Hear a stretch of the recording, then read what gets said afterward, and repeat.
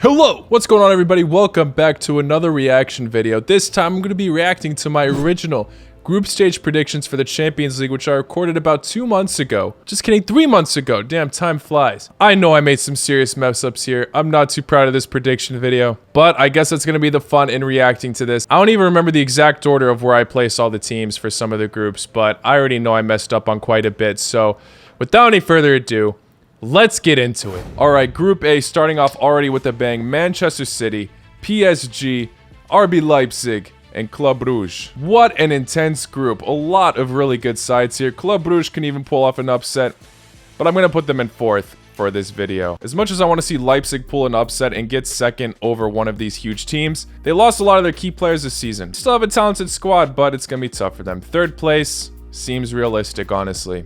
You know, I gotta say, the expectations for PSG are extremely high. Obviously, Manchester City is a world-class team as well. But if I gotta put one at first, I'm gonna say PSG, get that 1st place spot, and Manchester City 2nd. Manchester City grabbed that 1st place spot, and they only did it by 1 point. It was a close fight.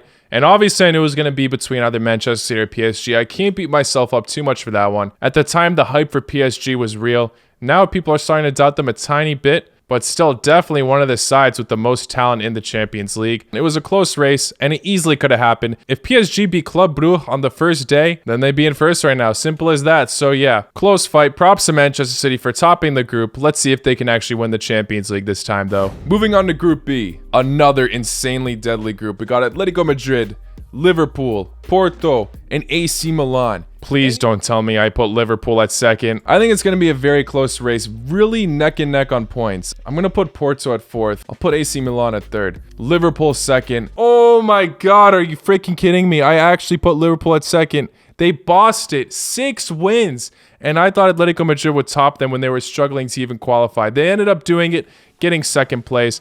Basically, my 1st and 2nd swapped, and 3rd and 4th swapped. Oh my gosh, I cannot believe I doubted Liverpool. I guess my reasoning behind it was for the fact that Atletico beat them in the past, even at Anfield. But these are different times. Salah looking like he's in the form of his life. Liverpool looking like one of the best clubs in the world right now. Massive mess up for me. Massive mess up. I am not proud of that one at all. Atletico Madrid almost didn't even get 2nd themselves. Bravo to Porto for qualifying for Europa League at least. And AC Milan absolutely blew it. However, now they can focus on the Italian league. Last year, Inter was the one that got knocked out of European competitions, finishing 4th in the Champions League. And they won Serie A after that, so maybe it's AC Milan's time to do the same. We'll see. They can take advantage of this situation, honestly. Group C, we got Sporting, Dortmund, Ajax, and Besiktas. I think Dortmund will top this group. I'll say Ajax gets 2nd, Sporting get 3rd, and Besiktas get 4th. Another absolute mess up. Now Ajax are looking like they could potentially do a repeat of what they did in 2019. Making it to the semifinals. I mean, they got all 6 wins in this group. The hype is real. Finishing 1st in style. Dortmund couldn't pull through against Sporting. Bravo to Sporting for making it to the next round. Honestly, a shame that Dortmund couldn't take advantage of this group. It's not necessarily an easy one, but it's one that they could have potentially actually got first. But yeah, Ajax just showing all the class there. Props to them. But thankfully, I got the lovely Besiktas right, at least. Alright, off to a horrible start. Let's see what else happened. For Group D, we have a very familiar group now. Inter Milan, Real Madrid, Shakhtar, and Sheriff. I'm going to tell you my order, and I will explain myself after. For number 1, I'm going to go with Real Madrid. Ooh. Number 2, Inter Milan. Ooh. Number 3, Sheriff. Ooh. And number 4, Shakhtar. Ooh! I finally got one right. Group D is the golden group. I know loads of people were surprised about me putting Sheriff at 3rd, as Shakhtar have proved their worth in the past. And Sheriff, this Moldovan team coming out of nowhere. Sheriff had a terrific start to the group stage. They were sitting at 1st for a bit, but then they crumbled at the end. But yeah, despite slipping at the end, their hard work is still getting rewarded. This is a really tough group for them, and they were able to qualify for the Europa League, where they can easily do wonders there and upset even more teams. Good luck to this side. It was very exciting to watch them beat Shakhtar and then Real Madrid. And bravo to Inter for not messing up in Europe this time. Aw man, I gotta give myself credit for that. I'm very disappointed in myself for bottling Group B, but this was actually a pretty solid call. I had some previous knowledge about Sheriff since I saw that they beat Crvena Zvezda in the Champions League. Then I watched them qualify with Dinamo Zagreb in the 2nd leg, so Yeah. Group E now, we've got Bayern, Barcelona, Benfica, and Dinamo Kyiv. I think it's going to finish in that order, honestly. I could be totally wrong, but maybe some hardcore Benfica fans will argue with me that Barcelona could be disappointed by them, as obviously Barcelona look like they're struggling financially and they lost Messi, Griezmann, but I still think they have enough talent to clinch that second place spot. See, I knew Barcelona were going to be going through some struggles this season. And don't get me wrong, I know Benfica are a fantastic side. But of course they had to get battered by Bayern twice, and Benfica took advantage of that by beating them themselves at one point. Bravo to Benfica for qualifying and getting second place. Barcelona in the Europa League for the first time. You know, I think this will actually be a good test for them because they obviously have been very poor. Xavi's got to do a lot of rebuilding for the squad. Maybe they'll get some transfers coming in, but they have so much work to do, and it's better to get that all tested out in the Europa League, play some European football there, instead of trying to scrape through in the Champions League and probably getting knocked out in the round of 16s, let's be honest. But yeah, shaky start from Xavi. I'm not necessarily surprised. I still think he deserves more time, obviously. I just had a little bit more faith in Barcelona that they wouldn't absolutely bottle it. But they did. At least they're making some sort of history by being in Europa League for the first time ever. We'll see how they can do. Let me know what you guys think in the comments below. Can Barcelona win the Europa League now?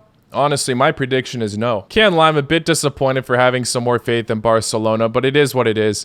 Still only one group completely right so far. Wow. Let's see if I get another right. Honestly, like I said, I knew this would be embarrassing. Next up, Group F, Villarreal, Manchester United, Atalanta, and Young Boys. Obviously, Villarreal knocked out Manchester United in the Europa League final last year. I think Manchester United will easily get their redemption against them, though. Their squad has improved massively with the signings of Cristiano Ronaldo, Rafael Varane, and Sancho. And they might have a few close matches, but United should easily top this group. I think the hype for them is real in this tournament as well. Second place, I'll give it to Atalanta. Third, Villarreal, and they'll go back to the Europa League and try to win it there. And fourth, Young Boys. Well, as of now, I don't have this one right, but the Atalanta versus Villarreal match has been postponed because there's been too much snow. I'm recording this early. The match still hasn't happened yet, but I'm going to guess that Atalanta get the win. So I'm just leaving this recording here with my second group right. Let's go.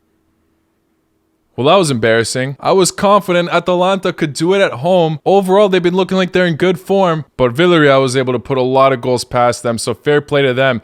They clearly were angry that the match had to be postponed. Atalanta have been embarrassed in the Champions League in the past, but I thought they would be a more consistent side than Villarreal. But yeah, fair play to the Spanish side. Group G, we got LOSC, Sevilla, Salzburg, and Wolfsburg. Wow, an insanely well-balanced group, to be honest. Can't forget about how amazing LOSC have been lately, but for some reason I don't see them getting first in this group. I'm gonna give it to Sevilla, actually. Second, I'll give it to LOSC. You know what? I'm gonna go with the tiny upset here. I'll say Salzburg get that third place spot, and Wolfsburg all the way at the bottom at fourth. Group G was obviously the toughest group to predict. I had more belief in Sevilla, obviously, but looks like they're back to the Europa League, a competition that they can excel very well at. I believe in them more than I believe in Barca for that one. I gotta give myself some credit for that Wolfsburg pick. Lots of people were doubting my decision on that one, as they actually are looking like a very solid side, so many people are expecting a lot more from them. And I knew this was true, so I was even doubting myself a bit, but I ended up getting it right. Wolfsburg finishing fourth in the group. And now for Group H, the final group we'll be looking at today. We've got Chelsea, Juventus, Zenit, and Malmo. I think it's going to finish in that order. Chelsea looking like such a top side right now. They won the Champions League last year, and now their squad has only improved, with a world-class striker on their side now. Juventus obviously lost Cristiano Ronaldo. I think they'll struggle with form a bit at the beginning of the season and then work their way there, but second seems more realistic to me. Chelsea bottled it at the absolute end. This would have happened if Zenit didn't score a screamer for their equalizer at the very end, finishing 3-3. Juventus were actually really shaky throughout the season, so this result looked possible. And now I bottled the predictions for Group H just like Chelsea did. Man, it was close. It's insane that Chelsea managed to mess this up. Honestly, with a defense like that conceding 3 goals, I'm more disappointed in Chelsea than I am in myself. This team's starting to bottle things lately. They had first in the Champions League lockdown, they had first in the Premier League lockdown for a bit, and now they just lost both of those spots. Crazy. But yeah, bravo to Juventus for holding off at the end. But yeah, guys, that's the end of this video. As we all know, football is a very unpredictable sport, and that's why we love it so much. But I feel like the one competition that's also easier to predict than others is the Champions League, so I was hoping to do better than this. But we'll get him next time. We'll do a prediction for the round of 16s. Make sure you stay tuned for that. I'll do it as soon as the draw comes out. Let me know your thoughts to all these matchups in the comments below. Thank you all for making it to the end. I will see you all very, very soon. La cu noite.